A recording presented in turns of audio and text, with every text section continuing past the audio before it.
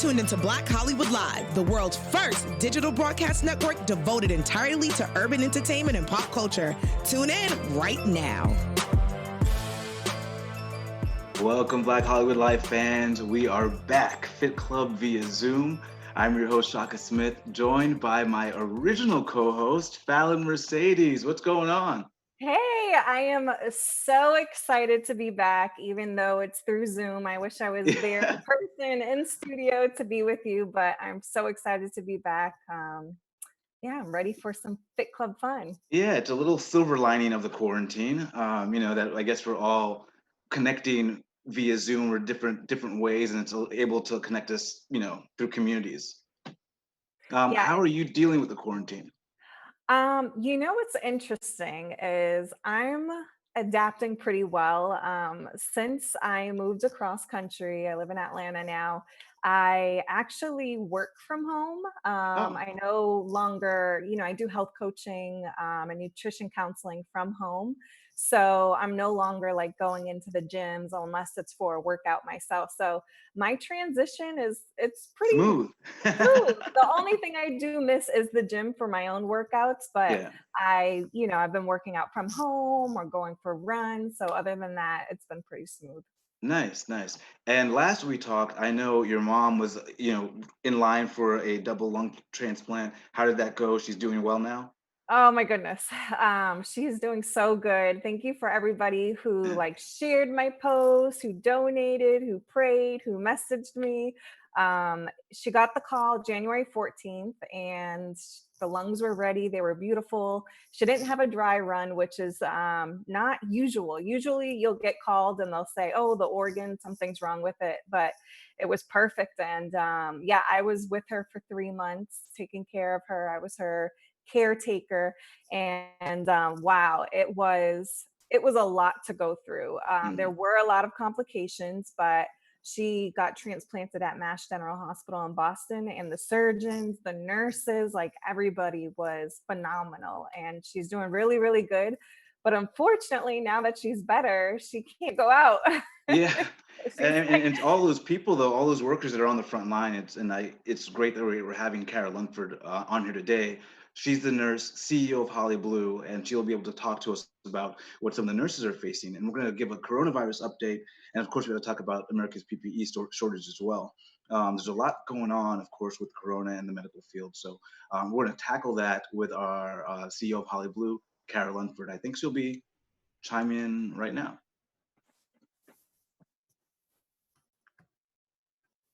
Hopefully we'll get her in. We'll There get we her go. on. I'm super excited to talk to her too, because I saw firsthand what those nurses do. Yeah. I would call overnight at 1 o'clock in the morning, 2 o'clock in the morning, asking the ICU nurses, how is she doing, when they've kicked me out of the room. And I'm telling you, those men and women work so hard. It's unbelievable. And even now, like aftermath that I think about it, she was in like an air pressure. My mom was in an air pressure controlled room. Mhm. So we had to mask up and put gloves on every time we would go in and out, anybody, because they wanted to make sure nothing got in there that Yeah, of would course. make the process hard for her as she was healing with her new lungs. And I think about all of the masks that we had to throw away each Wow. time we would Yeah. go in and out of the room. And now there's a shortage for Can you imagine? masks and for certain gloves, and even the N95 masks. They're a little bit like more protective Hmm. than the regular mask. Like we threw so many. Every time she would do certain nebulizers, we would have to put them on. And it's just really unfortunate because now we're in such a shortage. And even my sister, she used to have a shunt and she had to get surgery. And she told me recently she had called her doctor to do a checkup on her shunt, and the neurologist passed away from the coronavirus, the one who's done all Wow. her surgeries in the past. Wow. So it's really unfortunate, to see what all these medical care providers have to go through in such tough times. Yeah. And I think we have our guest on. Yeah. So welcome, Cara. Thank you. I'm so sorry. Like I was trying to uh, Zoom said that I had like some weird audio problem. Hey, it's a new world. We're all learning. We're all figuring this out I was together. like, maybe I should like log on from my phone but I don't know. We I can can hear you see. I don't know if fine. you want me to. Yeah, it's Can? working. Okay. All right. Well, let me plug in with my headphone. Perfect. Let me see if it's any better too. Oh yeah, that audio is great. Is that better? Yeah. Okay. So, Yeah. Great. how are you doing? I'm doing as well as can be expected, I guess. It's been kind of crazy, actually. I'm sure you've noticed. Yeah, absolutely. I mean, but you're in it though, So for us, it's like crazy, but we're not in the medical profession. We're not dealing with this in the same way that you are. How are you holding up personally? Well, to be honest, it's been tough because I'm in the business of supporting nurses. I am a nurse. I've been a nurse for 13 years. And I started seeing burnout a long time ago, long before COVID-19. So that was actually why I created Holliblu in the first place. And interestingly enough, what's ended up happening is that burnout is now becoming more pronounced, right? Yeah. Because nurses are going to the front lines and they're working in New York and they're working in Washington and they're working long shifts and days and days and days and days in a row. And because we just recently did a survey of nurses, just to kind of get our finger on the pulse of what's happening in our community, every day I read comments. I've committed myself, like, okay, if these people are going to fill out this survey, I'm going to commit myself to like reading all of this stuff. Yeah. And it's hard. It's hard to read it, to be honest. So are you able to take care of your own mental health in this time period, or how do you make time for that or make space for that? It's tough. You have to take like little moments, right? Like today I was like, I'm gonna work out. Like I'm gonna lift some weights. I'm gonna put some music on and I'm gonna lift some weights to some music. Maybe I'm gonna meditate. Maybe I'm gonna do some yoga. I try my best to fit it in whenever I can. Sometimes I go outside and I like have a conversation with God. I talk to God. I say, what is going on? Those are kind of the things that I do. I spend time with my son, play soccer outside, with him, because as we all know, they're all home. Our children are all home with us. God bless them. Oh We my gosh. And love our for the whole children. school year, it looks like, yeah. Yeah. Becoming a homeschool teacher. Well, we know there's a lot of pressure on the medical community, but one of the kind of bright spots that was recently released by Eric Garcetti is that now LA, they've expanded testing for people that are showing symptoms. Before it was more restrictive of who could get tests, but now anyone who has symptoms can at least apply online and then go for a drive-up test. How has expanded testing and maybe the rollout of that testing helped nurses? I know that first responders are actually first in line for that testing if they need it, but how has that kind of impacted that front line? I think that it puts their mind at ease a bit when it comes to some of their major concerns, which is exposing their family and exposing other patients. So, that's some of what we've seen, just even in our survey is, how concerned people are around bringing this home to their families. So I think that hopefully it's going to put their mind at ease a little bit more. I mean, once you have symptoms, the problem is that we all know that we could have been carrying it for like 2 weeks prior to that. So, it's not as helpful as maybe we would like. I know some of the nurses want to be tested, a little bit more frequently because they're actively around it all the time and they know they've been exposed to people or they know they've been working with a COVID-19 patient. And so I think they would appreciate a little bit more like preventative, heads up, like you have it. prophylactic type of thing. Like, hey, maybe we should be swabbed, at the end of our shift or, like, and I know that there's just a limited supply. So they're doing the best that they can. And this is certainly not to criticize. I don't think this is really a time to do a lot of criticizing. We need to be very patient and very understanding in a lot of ways. I mean, I think there are some systems that should be working a bit better than they are, but or a lot better than they are. Yeah. But I think that I do think that it's giving them some solace or will that at least if they are showing some symptom or, that they can at least get tested. Tested, yeah. Yeah. My mother-in-law, she came down with some symptoms of the coronavirus. So she did like a virtual call with a doctor first, and he said, "Okay, I need you to go in." So she went, and they had like a tent outside of the hospital where you get checked if you're having COVID symptoms. And they told her she has like a mild version of it, but at the time they didn't have enough testing. So I think yesterday they called her up and they told her, "Hey, we have a test, come down." So she got swabbed. But I have a question for you. So are there different forms of the coronavirus? Like, is there like a mild form and then a stronger form, or does it depend on the individual and their underlying health issues? So I don't want to speak directly to this because I don't have enough information on it, but I heard a while back they were like, oh, the coronavirus has been around forever, and like it's part of the common cold, kind of thing. And I had heard that somewhere, that they were alluding to the fact that there was probably a strain of the coronavirus that has maybe been present for a while. I'm not entirely sure, so I don't want to speak too heavily to that. But I would say for the most part, like when it comes to like COVID-19, you know, we're kind of talking about a very specific strain of this, and Okay. a very specific mutation, and you either have that or you don't, Yeah. from what I understand, and you're going to present with very specific symptoms if you do.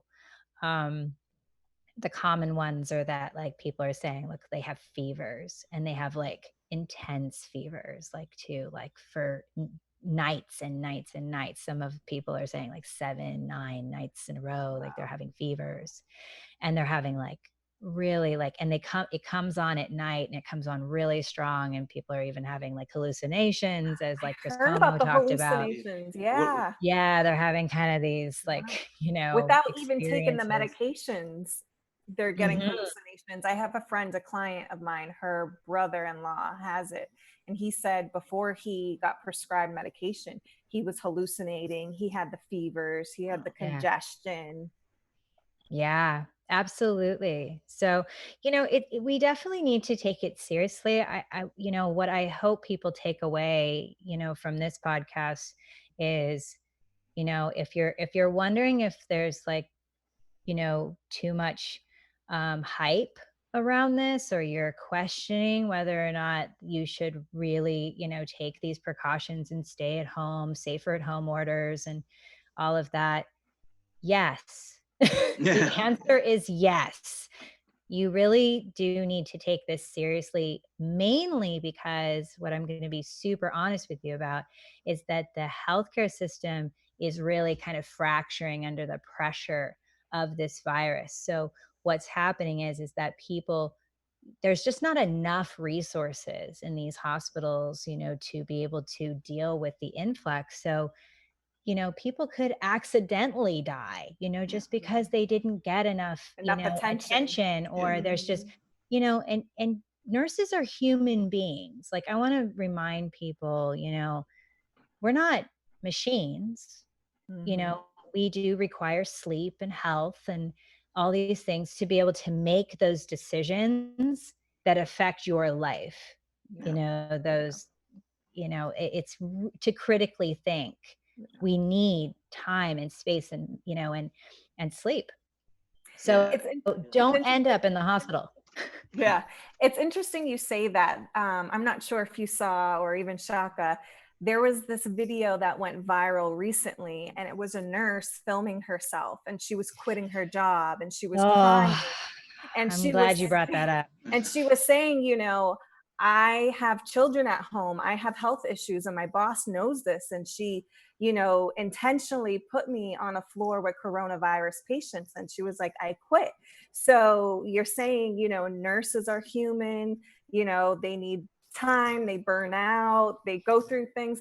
What is your response to that nurse's reaction? Well, it's so interesting that you say that because she is an ambassador of Holliblu. Wow.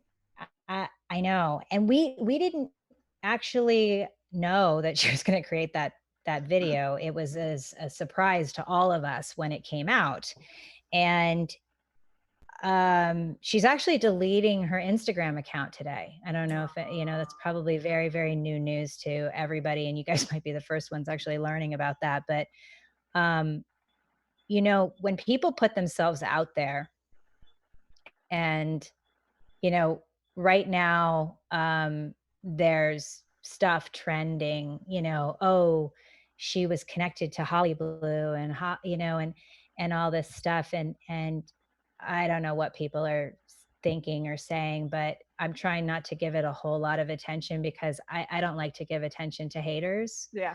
and to people who are spending time making judgments about people they don't know. But I will say that this nurse is probably one of the hardest working people I've met. I don't know her well, but she's been an ambassador for us for like a couple of months. And we have about 16 or 17 ambassadors. But she is funny. She's intelligent. She's worked in critical care for a long time. And I am very, very sad to read the stuff that people have been writing to her, to be Oh, I honest. read the comments and they were horrible. Some of them were saying like, that's like a firefighter if a burning house was in flames and they, put down their hose and say, no, That's the thing. They had a hose. Let's just be and, clear. and you know They what? had a hose. I was very sympathetic when I saw the post originally because I don't know if you caught the beginning of this episode, but I was sharing with Chaka. My mom just recently had a lung transplant, a double lung transplant, and Wow. I was her caretaker. And the nurses, how I was burnt out, and I wasn't even her nurse. I was just her caretaker, and that's when she was much better, and she got to go home. So the amount of hard work and hours, and the nurses do all the work. The doctors, they prescribe but the nurses really do the work. So my heart went out to her when I saw that video. Yeah, she was sad. She was very sad. She was very overwhelmed. I'm sure when she posted that video, she was in the middle of feeling a lot, having a lot of feelings. And she probably felt like, you know what, this is an opportunity for me to share how bad this is for people. Mm-hmm. And it's just very unfortunate because I wish that people would spend less time being judgmental and having really negative opinions of someone that they don't know at all.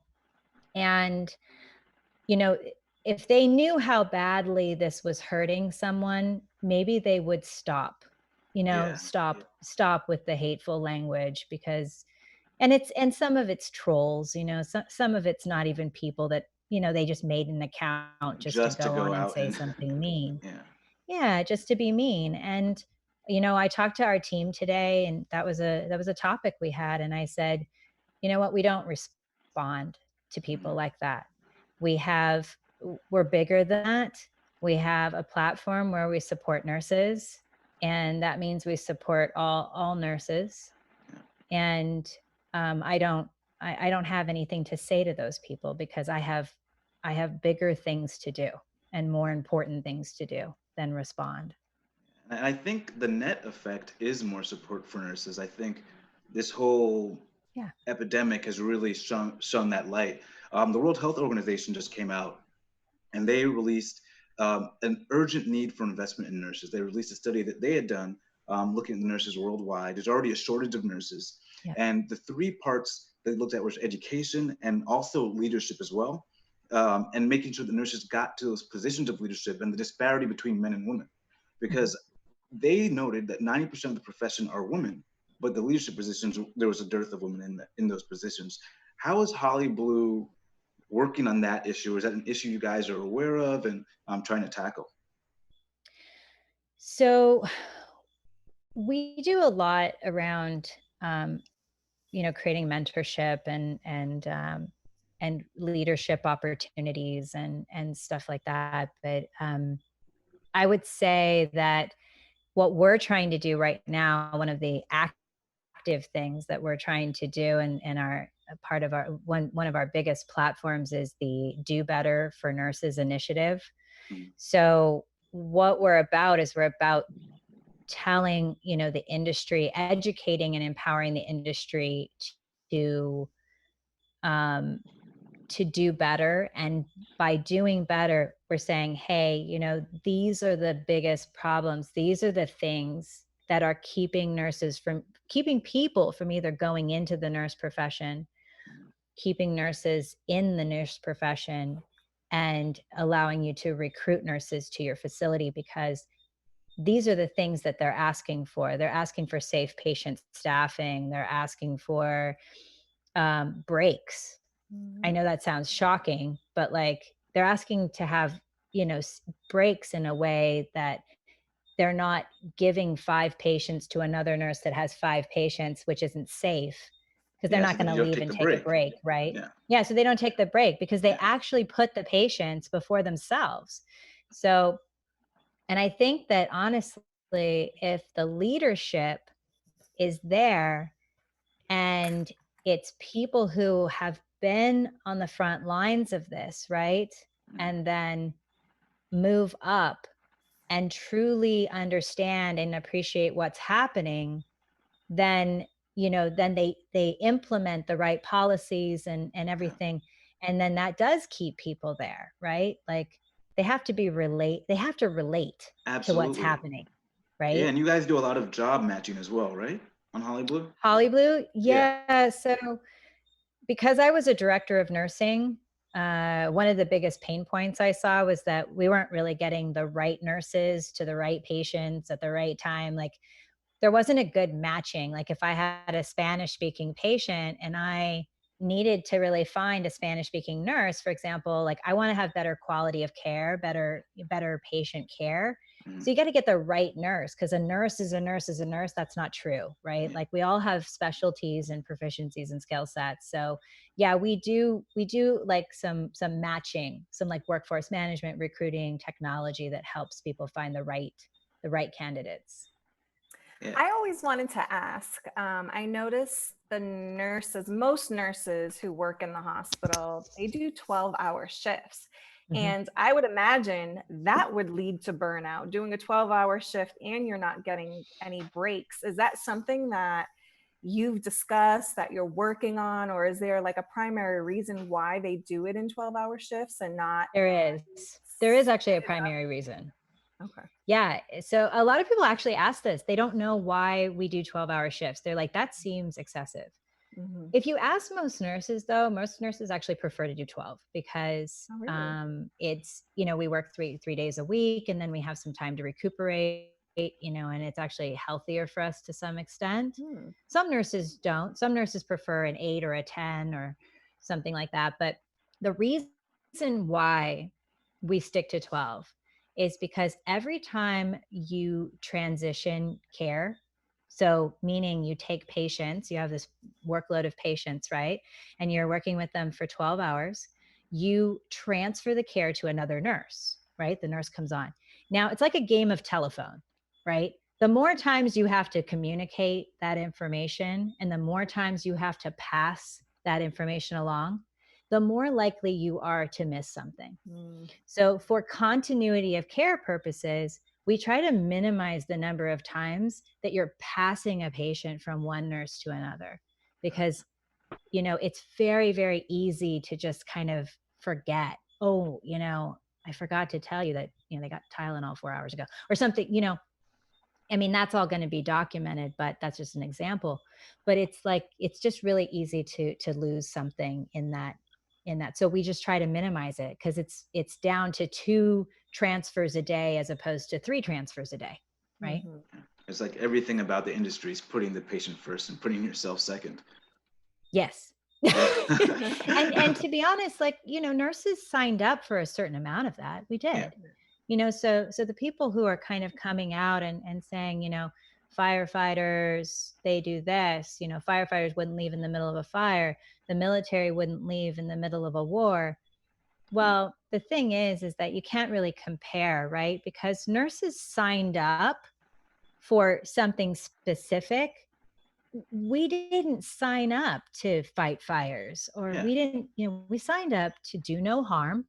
Mhm. That's one of the things, do no harm, Mhm. right? Do no harm also means making sure that if I'm potentially carrying something, that I have the mask to make sure that I'm not carrying something to a patient that doesn't have COVID-19, right? So we feel a sense of insecurity when we're like not really following through with our mission Yeah. to do no harm. And we give Going our back to soldiers the nurse equipment. who, Yeah. yeah, exactly. My dad worked in the police, industry he was a police officer for many, many years. And he said to me, well, gosh, you can't, regarding the nurse that we spoke about earlier, leaving her job. Mhm. Some people see that as patient abandonment. But I said, well, she did bring her own mask. I said, Dad, if you showed up to a gunfight and they said, we're so sorry, you don't have a gun. We don't have a gun for you. And you're like, oh, that's okay. I brought my own gun. And they're like, no, sorry, you can't use that gun. You just have to show up to the gunfight just without a gun. Well, Yeah. anybody in their right mind would say, screw you. Yeah. I'm I'm out of leaving. here. Peace out. Yeah. Yeah. Peace out. I'm leaving. Yeah. Right. That's But somehow like this nurse did that and had her own mask. And then, they said, sorry, you can't wear it. yeah. Well, It, that doesn't it, make sense. and that's one of the big problems is the America's PPE shortage. We've been talking about it, the personal protective equipment. And home healthcare nurses are actually turning to tattoo parlors to get some of this PPE. And so, uh, how have you found out or dealt with nurses trying to find alternative PPE? Some people are going with designers, and some designers are donating masks they're making. Yeah. How have nurses been coping with that element of it? Well, I think first off, it's like if your institution or the facility that you work for just supports you bringing in whatever makes you feel safe, Mm. I think that that's first and foremost, right? Because that's just a morale thing. Some of the facilities are like, yeah, but it's not going to work. Well, who cares? If Yeah. it makes them feel better and Hmm. feel more protected, just let them wear it. Yeah. So I think some nurses are looking into their community. I actually had someone come today who works for a home health agency, drove all the way from Palm Springs to pick up 6 N95 masks for Oh, me wow. so that they could give them to their home health nurses. Yeah. Um, which, by the way, Jack Black gave to me. So thank you, Oh, Jack, Oh, for that's amazing. awesome. Amazing. for Yeah. Wow. Thank donating you, those. Jack Black. Yes, yeah. He and his wife are friends, and he was very sweet. And his wife reached out and said, "We have these masks, and we absolutely want to. We don't need them here, and we want to donate them to nurses. So thank you, Jack and Tanya, for that." Amazing. And I was able to give them away today, so that Wow. was great. But yes, I think that they are looking all over the place. They just want something to make them feel safe.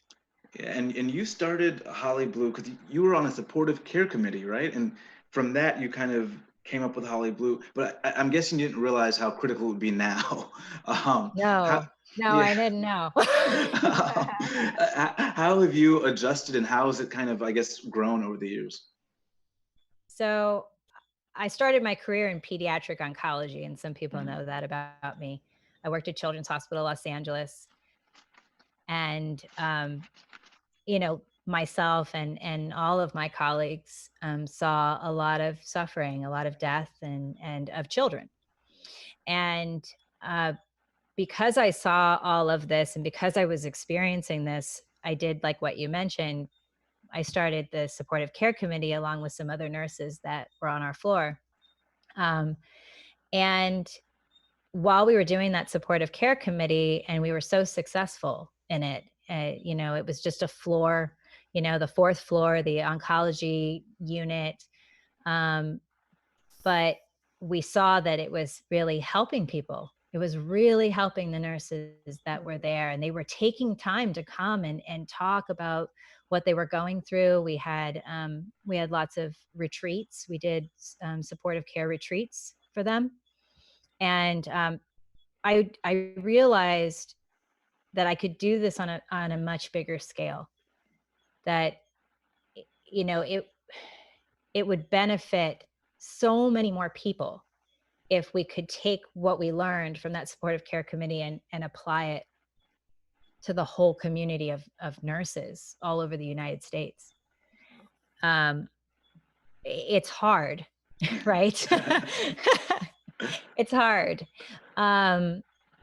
because everybody has different needs. Yeah. So what we spend our time doing is really trying to figure out what those needs are Mhm.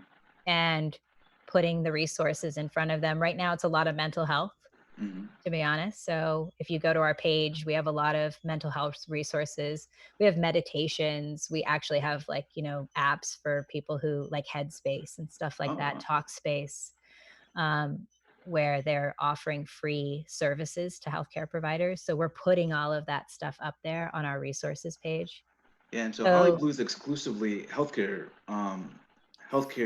workers, correct? yeah, so we're exclusive to nurses.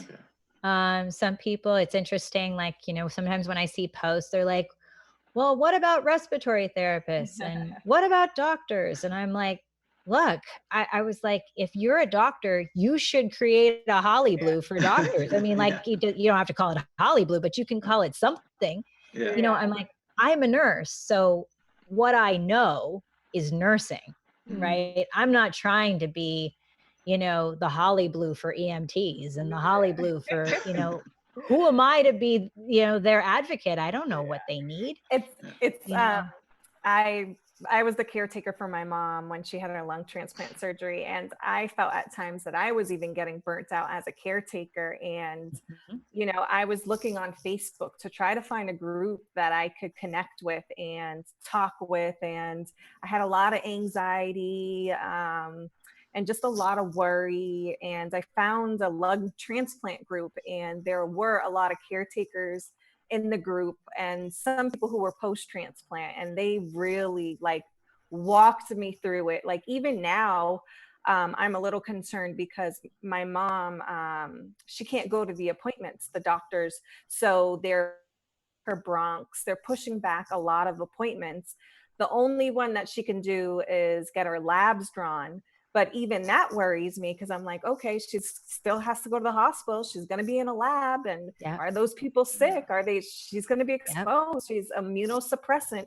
So the group on Facebook, they really like kind of talk me off the ledge when I'm feeling anxious. But Yeah. I They're think your something, community. yeah, exactly, something similar to what you have, but I guess for caretakers and people who post Yeah, transplant. of course. Like, exactly, so it's like you guys are specific to transplant. What you're talking about, it would be like if somebody was like, hey, well, what about us cancer people? It's like, We well, don't know about cancer. I don't know about cancer, but like you should start something for them. That sounds like a great idea, So, what I hope people do is they just like see people for who they are and just see, just appreciate, just like, Mhm. oh my gosh, please, please, people, just be compassionate and loving.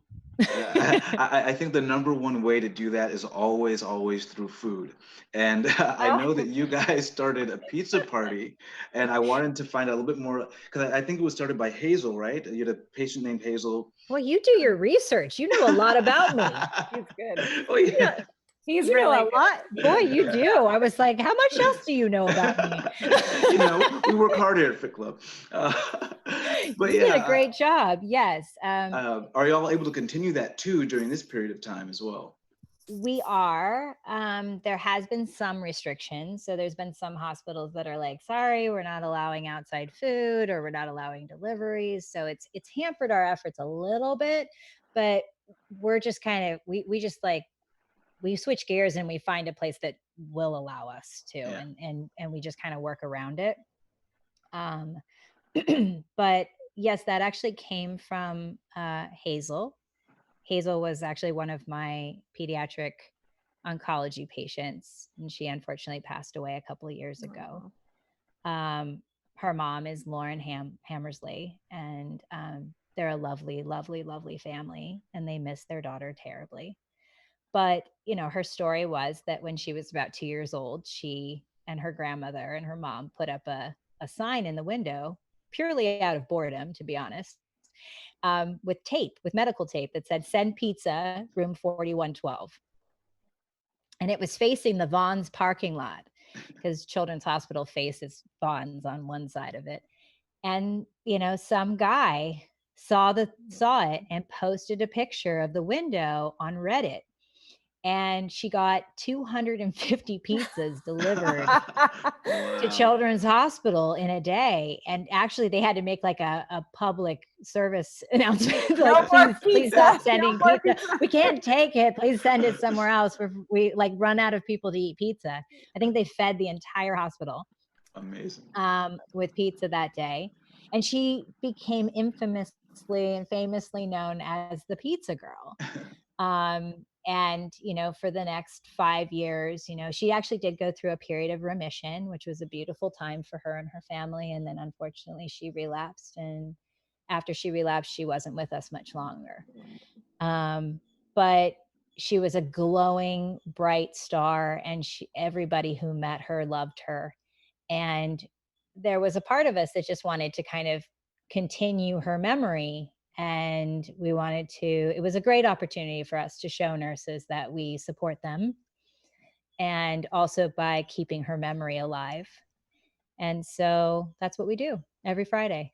That's amazing. Every Friday, pizza party. Every Friday, I love that. pizza party. I have a question regarding burnout, but when it comes to death, you said you experienced when you were a nurse a lot of death, patients dying. I guess, what advice do you give to your nurses that are struggling with patients dying, and maybe even some advice that would help, the regular public when a loved one dies or they're in a profession where people pass? Absolutely. It's end of life is a subject that's very near and dear to my heart, because I do it a lot, and I do it even in people's homes. And I specialized in it on my floor. So I oftentimes would get put with patients and children who were dying, because it seemed to be my area of expertise, which, I need to have a conversation with God about at some point about why that would be specifically the skill I was given. But to be honest, I think that we have to find ways of understanding. We have to understand death, I think, to some degree, right? And for me, I had to come to terms with some sort of definition of death that made sense to me. And what makes sense to me and what makes sense to somebody else could be very different. But I think you have to have some belief, whatever it is. And this is not a religious conversation, but it's specifically for me, I had to believe that we come into this life for whatever time we signed up for. And we came into this life to do what we were meant to do. And we don't always know why, maybe a child, maybe a spirit comes into a life to be here for 3 years or 4 years because they needed to have an impact on their parents' life, or they needed to affect somebody's life. And they came here and they did their job, and it was time for them to go home. And it's hard for us, because what we see is we see grief and loss and suffering. And believe me, it's not like I ever said to a parent, like, well, it was their time. No, I'm not stupid. I'm not going to say to a parent who just lost their child at 4 years old or at 5 years old, well, it must have been their time, because they're probably going to hit me in the face. But that's how you have to process it, though. But for me, I have to believe that there was some greater purpose, and that they came here for a reason. They did their job, whatever that was. They changed someone's life. We don't know whose. And that's all they came here to do. They're like that cameo appearance in a movie. Like there's some people that are in the movie the whole time. And then there's some people that just kind of come and go. You know, they just have a purpose. They got to drive the story along, but then they're not needed for the whole movie. But we never ask like, well, why weren't they in the whole movie? Yeah. Right. So for me, that resonated, you know, like that's how I got through it. And that's what I think about when I'm helping people. And then, but I also have a lot of compassion for the loss that people are experiencing.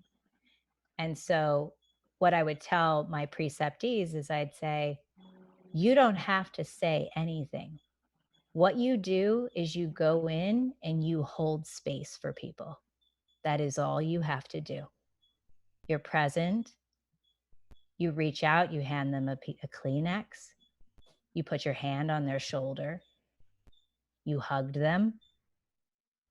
You don't have to say anything. You just have to be, right? And that's what I train people when I'm training people. So I don't know if that's helpful, but that's how I do it. Oh yeah, that's great. And thank you for that, because I think a lot of us are gonna, given the way this thing is going, I think a lot of people are gonna know people who are in grief or suffering from grief themselves. So it definitely helps. We do have a segment towards the end here that we call the Fit Club 5. 5 rapid fire questions that we're gonna ask you, and just give us the first thing that comes to your mind. Oh dear. Here we go. Last person you texted.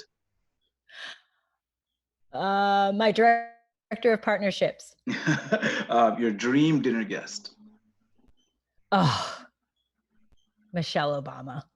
Love her. The last meal you ate. Pizza. Nice. Your favorite junk food. My favorite junk food? Yeah. Oh my God. Fries with like cheese and all kinds of stuff on it. Ooh, that might be after this. And if you were on death row, what would be your last meal? French fries with cheese and all that stuff all over it. Nice. Well, that was the Fit Club 5. Thank you so much. Before we go, though, I do want to ask you, as the non-medical public, the people who aren't on the front lines, what can we do to support your community? The best thing you can do is right now, just stay at home. You know, just do the safer at home orders. That's the best thing you can do. And like the people who are like clapping at the healthcare heroes and saying thank you for your service, that goes a long way. Yeah, those videos have always like made me tear up. I'm like, oh my gosh. But yeah, we thank you so much for being here. Thank you, Fallon, for coming back on. Thank you for having me. I had so much fun, and thanks, Cara, for answering our questions. I think what you do every day is amazing. I have so many friends, family in the nursing industry, so I'm definitely, if they haven't heard about you, I'm gonna share this and let them know. Thank you so much, and I hope that your mom, does well, and I know how hard it is to be a caregiver. Thank you. And Fallon, where can they find you online? If you want to find me online, you can go to @fit_with_Fallon, Fit with Fallon, social media, other social media, Fallon Mercedes Brock. And Cara, where can they find you online? Where can they find Holliblu? They can find us at Holliblu, HOLLIBLU, on Instagram and on Facebook. And then also HollibluNurses.com is where we have all of our resources and everything for the nurse community. Yeah, and as always, guys, you can find me on Twitter, Instagram, and Snapchat at Shaka Strong. We'll see you guys next week. Bye, guys. Thank you. On behalf of our BHL staff, we would like to thank you for tuning in to Black Hollywood Live, the world's first digital broadcast network devoted entirely to urban entertainment and pop culture. Check out our Black Hollywood Live YouTube page for even more great programming and amazing content. And be sure to subscribe and like our channel when you do.